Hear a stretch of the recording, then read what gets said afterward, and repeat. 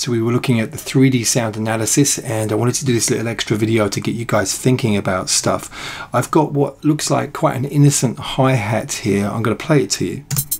This is looping.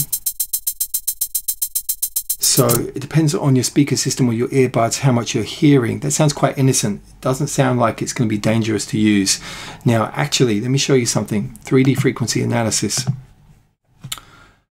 Now that's quite unexpected. If you were thinking about, yeah, I'm loading up a hi-hat, you're not going to expect to see this very, very low boom down at 20 Hertz. So this is sub bass, which is triggering every single one of those hi-hats, which is not good if you've got a kick and a bass line running. So what you need to do is to use an EQ. Okay, so yeah, you might be thinking, why is this occurring? You know, this is actually a commercial library. All right, so someone forgot to do something. I'm gonna just draw something for you here. If you've got a drum loop, so imagine these are kicks. So 4 kicks. This is the punch at the beginning of the sound, and then the kind of sine wave boom afterwards. Now imagine there was also a hi-hat halfway through. That was in the actual original drum programming. Someone sampled it and cut this hi-hat section here. Okay, so you can see there it's actually sitting on top of the sine wave. So that's what's happening. It's decay of the kick on that left hand side where we've got that 20 Hertz boom. So we need to take that out. That's the whole point in EQing. So let's have a look.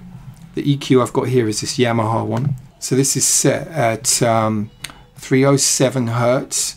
So what it is it's taking away all of that low frequency energy. And what I'm going to do is I'm going to render the file for you so you can see it. So render whole file, bypass the master section, no tail, and this is going to process it in place. It's going to create a new version of the file, and this is going to be without the actual low frequency energy. So 3D frequency analysis, there we go. That's a much cleaner sound now, a safer sound to use. So this is something to consider. Think about where you're sampling stuff. In 3D we can actually see what's going on with the sound really nicely, but of course you could use your ears and also a spectral analyzer. Okay, so I just wanted to add that. We are going to be looking at EQing and stuff like that later on in this series of lessons.